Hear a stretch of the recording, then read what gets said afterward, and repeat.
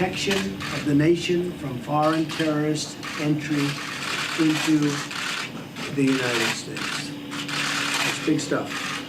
Donald Trump creates panic around the world with yet another executive order, barring all refugees and turning away citizens from 7 Middle Eastern countries.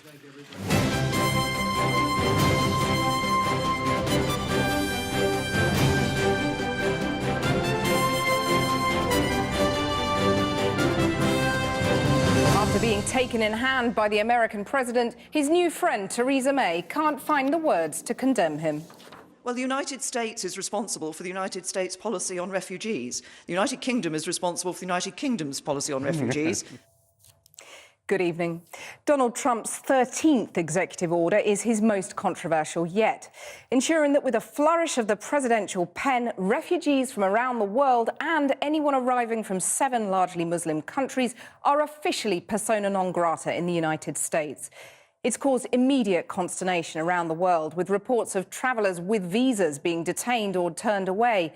Yet despite international outrage, the British Prime Minister Theresa May offered few words of condemnation as she flew from talks with her new ally, Mr. Trump, to a meeting with an even more authoritarian leader, the Turkish president. Also tonight... Perhaps you could love me as I am? From the tragedy of the Elephant Man to the flamboyance of Quentin Crisp, Sir John Hurt has died at the age of 77.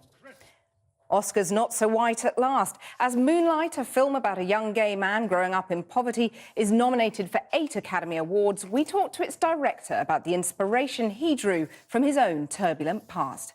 And, oh sister, Serena beats Venus to win the Australian Open and set a new record.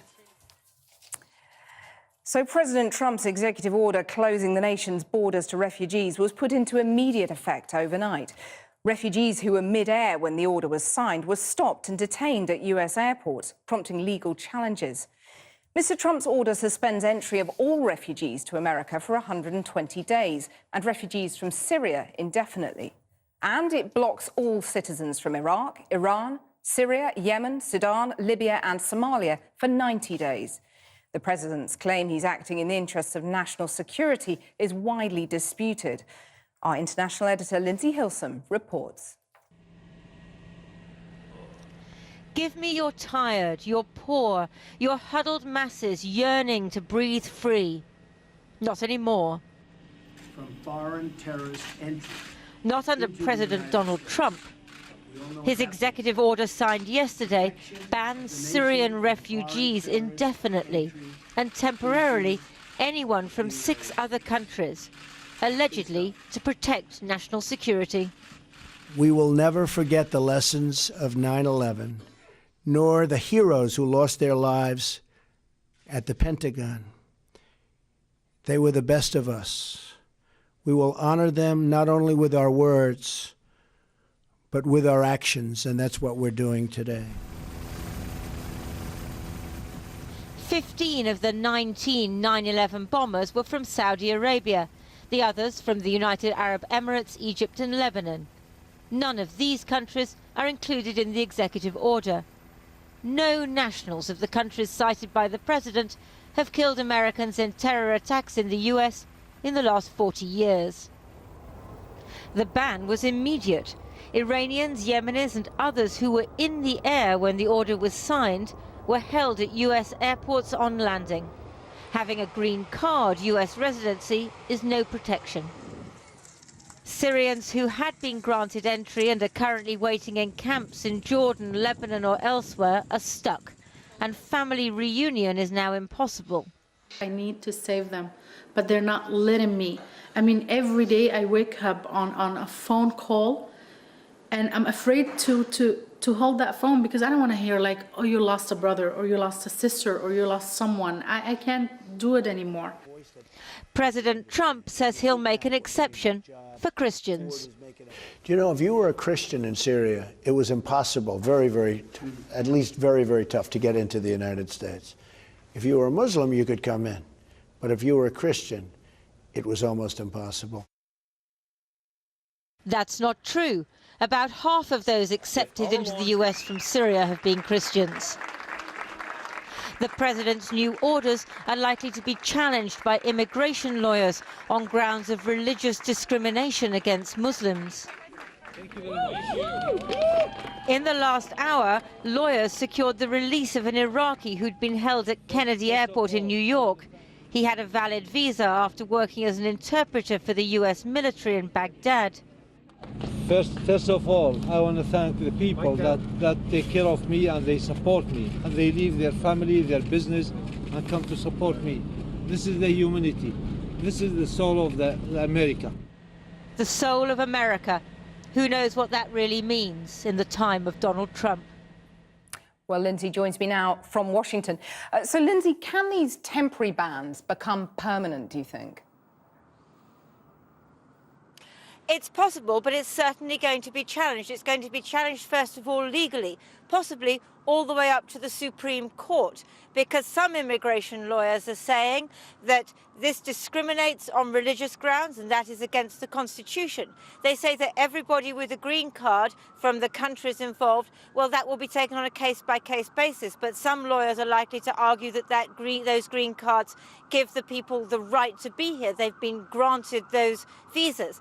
But then there is also political grounds. Bernie Sanders, the left-wing senator, has said, look, this is just going to radicalize people further.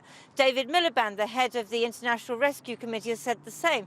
This is playing into the hands of the Islamic State, who say that America discriminates against Muslims. So I think this is going to be fought on several fronts, and we don't know who's going to win. Lindsay, thank you very much. Well, Theresa May has refused to condemn Donald Trump's ban on refugees on a visit to Turkey. No less controversially, the Prime Minister confirmed that the British government will help to build a new generation of fighter jets for the Turks. The deal had been delayed after last year's failed military coup. But while Mrs May urged the Turkish president to uphold human rights and the rule of law, her spokesman stressed the importance of Turkey as a NATO partner. From Ankara, our political editor Gary Gibbon reports. Theresa May is the first Western leader to drop in on Ankara since the coup. Word was President Erdogan might take offence if she cancelled a promised trip to his palace here. So she flew straight from Washington Here is colder. to keep her appointment with him, to talk trade, ISIS and Syria. The White House visit yesterday and that hand-in-hand moment as the two approached a ramp just outside the Oval Office caught the headlines, and Number 10 is braced for it to be revisited whenever President Trump shocks British public opinion. So, quite often. Yesterday you said you shared the values of Donald Trump, you held his hand. Moments later he banned refugees in this way. Do you still think these are the actions of the leader of the free world? Well, I was very pleased to visit Washington and to hold the discussions I did with President Trump yesterday. On the issue of refugees, I think that I've recognised in the comments I've just made the significant contribution that Turkey has made. Well, the United States is responsible for the United States policy on refugees. The United Kingdom is responsible for the United Kingdom's policy on refugees. President Erdogan's team pounced on the Number 10 team to ask them what they'd made of Donald Trump in the White House. But the truth is, yesterday's meetings appear to have been dominated by bonding and Brexit. And Mrs May left Washington not much the wiser about President Trump's plans. President Erdogan knows that the visitor count here is down because of his clampdown on press and political freedom in Turkey, something he hopes to consolidate in a referendum this spring. Theresa May announced that an arms deal suspended at the time of the coup to help Turkey build fighter jets is now back on. She proved when she went to Bahrain for the Gulf Council last year she's not exactly squeamish about selling arms to the world's hard men. But in Philadelphia only 2 days ago, she talked of proclaiming in fearless tones great principles of freedom and the rights of man. Well, that's not a drum she was beating here. Even these words from Theresa May got a stony look from the President. I'm proud that the UK stood with you on the 15th of July last year in defence of your democracy. Now it is important that Turkey sustains that democracy by maintaining the rule of law and upholding its international human rights obligations, as the government has undertaken to do. Turkey's government has bristled at the much sharper criticism it's had from the EU for censorship and arrests. This encounter, Mrs May's EU partners may notice, had a softer tone. Just like her visit to Washington. Her visit here was about building relationships with people other leaders aren't quite ready to be seen with. Gary Gibbon, Channel 4 News, Ankara. Well, Turkey is still in a state of emergency following the bloody coup attempt last July that left more than 200 dead. A crackdown on the government's critics and those believed to be supportive of the uprising has seen thousands of civil servants purged and Kurdish politicians and journalists jailed. As President Erdogan seeks to get an even tighter grip on power, our foreign affairs correspondent Jonathan Rugman reports from Istanbul. That old cliché that Turkey is a bridge between East and West seems not just tired, but dead in the water. The gulf between here and Europe has become a chasm. Turkey isolated, self-absorbed, suspicious and afraid. Nation, flag, motherland, state, says this poster. President Erdogan tying his country's destiny to his own as its undisputed leader. It was on this bridge between Europe and Asia 6 months ago that a military coup against him failed after protesters chased Turkish soldiers away. And in its shadow, another symbol of Turkey's rampant insecurity.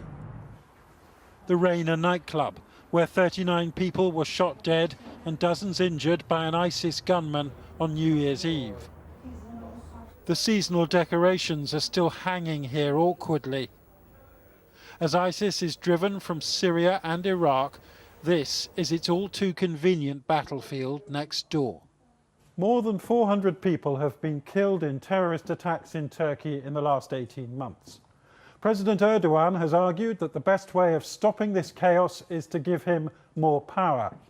But it's also an opportunity for him to silence his critics, much as the coup attempt against him was last year. Recep Çelik is one of 100,000 civil servants who've lost their jobs after finding their names on a list of alleged coup supporters. Mr. Çelik had been the deputy head of this secondary school and teaching for 15 years. His daughter Bera is still a pupil there, but he is now banned, so stigmatized that he can't find a job doing anything else. They say you are a terrorist. A terrorist? Yeah. They don't believe me. You are guilty. The government is right. Mr. Çelik seems like a broken man. My old students. This photograph of his former pupils, a souvenir of a career in ruins. In Turkey, 40,000 people have been jailed in a nationalist witch hunt, a purge in the name of saving the nation. Aslı Erdoğan is a famous writer who recently emerged from 136 days in custody, even though her trial for being an alleged member of a terrorist group hasn't even begun. There are many hundreds of columnists in Turkey, sharper than me, more critical, more... So why me? I have absolutely no idea. Is this country heading towards elected dictatorship, do you think? Well, if I use the word dictatorship, I'll go back to jail. So I think this is the answer to your question anyway. Last week, Turkish journalists were among those marching in memory of Hrant Dink, the editor of an Armenian newspaper who was assassinated on this Istanbul street a decade ago. The security was intense. Turkey is governed under a state of emergency now, and any public gathering is a potential terrorist target. Banu Güven is a household name here, though her TV channel was closed down by police after the coup attempt. Using social media is, she says, the only way she can work. Do you think you will ever get a job in a big broadcaster again? Not in foreseeable future, no. I mean, the mainstream media is finished. It just belongs to the president and his men here in Turkey. The irony is that President Erdogan famously broadcast by mobile phone himself to protest against the coup and survive it. Since then, over 160 media and publishing organisations have been shut down. Last weekend, Turkey's parliament voted for a new constitution which would give the president unprecedented executive power. The role of Prime Minister will be scrapped. Parlamento güzel bir cevap ver. And Mr Erdogan could, in theory, rule until 2029. That is, if the Turkish public back his plans in a referendum this spring. And while many Turks are also frightened of the prospect of one-man rule stretching for years ahead, many others feel reassured by the idea of the same man looking after them, because the threats are so very grave. On the night of the coup? Hilal Kaplan is a newspaper columnist and my first interviewee who isn't nervous about speaking openly. And she says foreigners simply don't understand the danger posed by multiple enemies within. You're a journalist. You can't be proud of the fact that Turkey has more journalists in jail than China. I mean, it's not an issue of being proud or not. It's not like I am very much enjoying what's happening in Turkey. For instance, one of the suicide bombers used to work as a journalist. So this should tell us something. It doesn't mean everyone who is, persecuted at the moment is guilty. There are so many journalists supporting and promoting their cause and their arguments and etc. And even if Erdogan's Turkey does turn its back on democratic norms, the fact is that many Turks might actually agree. We are a democratic country and he is the elected leader. He doesn't lose elections. So this is Turkey's choice, is what you're saying. The direction of the country is the choice of the people. The choice of the Turkish people should be respected. Still, Turkey seems adrift from its usual moorings as the place where East and West coexist. A beacon of relative stability? Well, it can't call itself that any longer. Jonathan Rugman reporting from Istanbul. And the acclaimed British actor Sir John Hurt has died at the age of 77. From a career-defining role in The Naked Civil Servant as Quentin Crisp, Hurt worked prolifically throughout his life, his rich, rasping voice and versatility securing him roles in Hollywood blockbusters and distinguished work in art house films. As Jane Dodge reports. What's the matter? The food ain't that bad, baby. He did science fiction. There was the infamous chestbuster scene in Alien. He did period drama. Perhaps you could love me as I am? John Hurt was nominated for an Oscar for this performance in The Elephant Man. I wondered when I'd be seeing you, Mr. Potter. He won a new generation of fans as the wand maker in Harry Potter. Versatile, never typecast, John Hurt appeared in over 100 films and dozens of TV programmes. I wanted to act from when I was very young, and I've entertained since, improvised with my peers all the way through my life. Celebrity, as far as I'm concerned, is whatever comes along with it. It's the moss you gather, as the ball rolls on. He took to the streets of Soho as the gay character Quentin Crisp, despite warnings he'd never work again if he did. It turned out to be his big break, and he won a BAFTA for it. John Hurt was also one of the real-life characters of Soho. He drank here with the artists Lucian Freud and Francis Bacon, describing it as the first place he put his trust in, and a place stacked with talent. In character and out, John Hurt knew the cafes and shops of Soho well, and he had the ability to charm almost everyone he met. He used to come here every week and used to buy our homemade sausages and homemade pasta. It was so polite. We really loved to have John Hurt as a customer. Mere anarchy is loosed upon this world. This film is the last one that John Hurt worked on, not yet released. It tells the story of a man who's terminally ill, mirroring his own battle with pancreatic cancer. For John, probably the ultimate appeal was this is a difficulty that is unsolvable for a dying man, a terminally ill man, and I think John found that very, very intriguing and obviously had qualities to bring to it that none of us would have expected.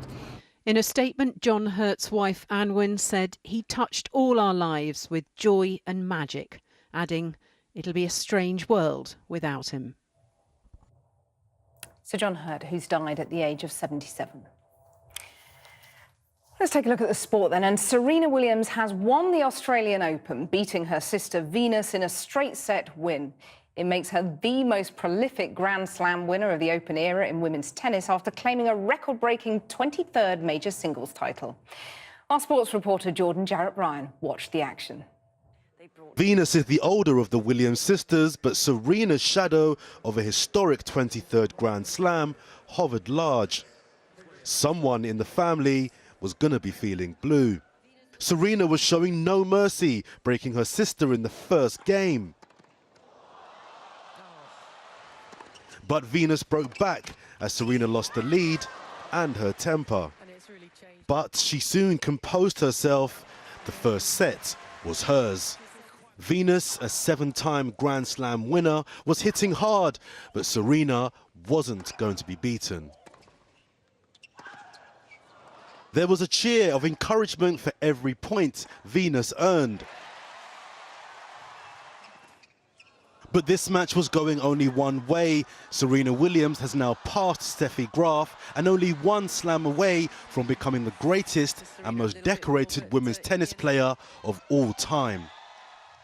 Football and Liverpool have been knocked out of the FA Cup by Championship side Wolves. 2 first-half goals earned Wolves a place in the 5th round despite a late comeback by the home side.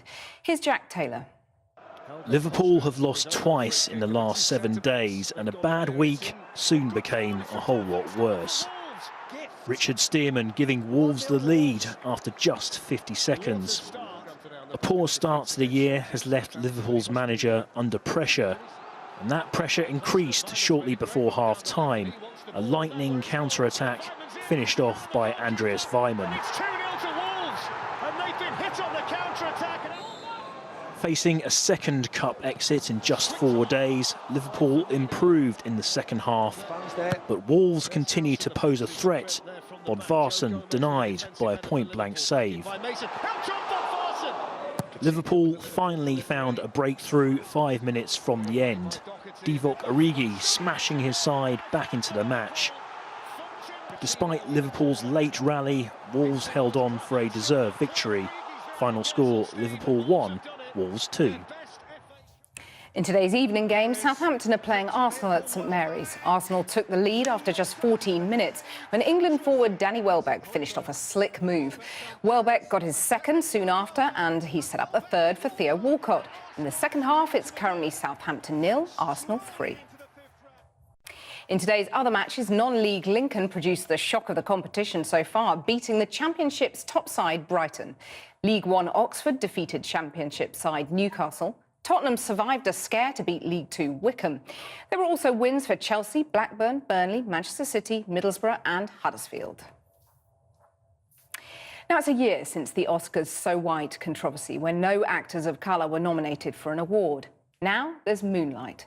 It was shot in an impoverished part of Miami, where its writer and director Barry Jenkins grew up with his drug-addicted mother. Fatima Manji went to ask him about the film's 8 Oscar nominations. Change is afoot and will continue to be afoot. And I say that because, you know, when I go on meetings, I see a lot of people who look like you and I, you know, behind the scenes, you know, the people who actually enable this work to go through the channels and actually get to the screen. And I think with Oscar So White, if you saw my film, just by the synopsis, you would assume, oh, a film about a poor black kid growing up with a drug-addicted mom. I know what that film is. What happened? Huh? What happened, Chiron? Why you didn't come home like you're supposed to? But I think because of the uproar last year, rather than assuming you know what the film is, people felt like, well, you know, I'm actually going to watch this. And then you watch it, it's like, oh, that's not what I expected. You said that American society forces black men to fortify themselves. Mm-hmm.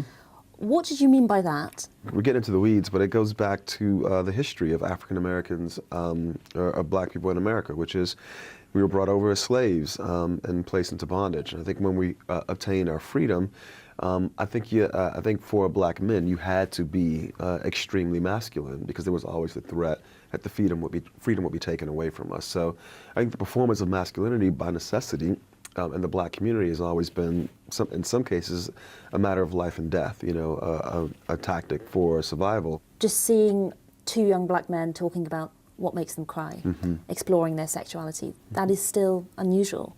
And you've got lots of praise for exploring that. Why is it so important? I think if you don't see yourself reflected in arts and letters, you know, in media, we're surrounded by screens all the time. If you don't see your life reflected on those screens, you either feel A, that you're alone, or B, that you're invisible.